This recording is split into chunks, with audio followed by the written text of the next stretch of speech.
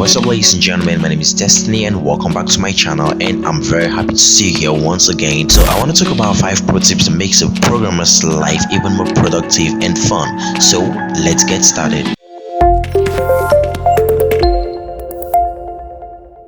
A coder, aka a programmer, is a person who creates software and programs in languages such as assembly, COBOL, C, C++, C#, JavaScript, Lisp, or Python. On the other hand, he is also someone who bridges the gap between abstract concepts and tangible reality. If you ask us, they are the ones who use logic, mathematical calculations, and lines of code to bring creativity to life. Until recently, a programmer was stereotyped as an introverted, socially uncomfortable, but lonely individual with no other social or life skill, similar to Mr. Robot. We have proved that this is a false stereotype. Here are 5 life skills that a programmer can learn at work. Number 1, you need to think different. The ability to envision and think about objects and concepts that are original in nature yet unexplored is known as abstract thinking or thinking differently. It's a quality of those who are creative and ingenious. Scholars suggest that abstract thinking is inculcated through culture, instruction, and experience rather than being a natural aspect of cognitive development.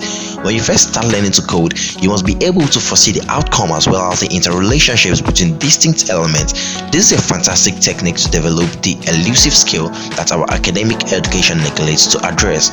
Number 2, the devil is in the detail. Even writing the most simple program necessitates and encourages increased attention span and precision because it's a forerunner to the user-friendly languages. The C+ language does not instantly advise you when you've made a mistake in the code due to having learned from that initial mistakes and having to go through the entire program to uncover their one minor flaw. Coders gain an incredible perception and analytical skill. As a result, they are quick to notice things that others may overlook. Number 3, socialize. People assume programming is an individual activity in which communication is not at all involved, which is part of the socially awkward perception about coders. Far from it, skilled coders have excellent communication when dealing with the program's goal and outcomes, as well as working with their team and all that. It's crucial in the development of any program and is developed more actively during project work than when learning passively in the society. Number 4, you need to be insanely creative. Coding is the process of making something new, such as assembling genetic materials to make a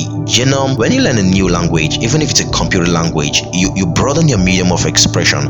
As coders bring the outcome of their abstract thoughts to life, creativity is greatly enhanced. Instead of only consuming digital materials, coding allows you to create it. This implies you start thinking about things you can manufacture and generate, and your interactions with technology will shift from one side to 2 sides. Number 5, own your work. Coding is a subject with a lot of possibilities. Unlike academic topics that you need to memorize facts and data, programming only teaches you a small portion of the language basics. Following this, you'll be immersed in the sea of software development. You begin looking for help outside of your classroom and textbooks. At this point, websites like XDA Developers and GitHub can help with this a lot. Coders have a natural resourcefulness and initiative as they learn to gather information from a variety of sources rather than relying on solely one or a few publications per se. It should be evident by now that learning to code is a valuable skill that affects both your career, your social life, and everything about you. And if you want to get into coding, you could just check out my complete Python masterclass that I got up on my channel a few days ago, and I think it should help you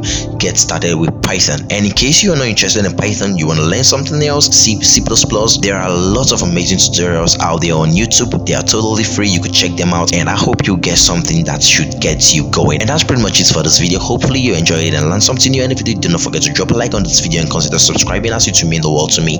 And I hope I'll see you in my next video. My love, peace out.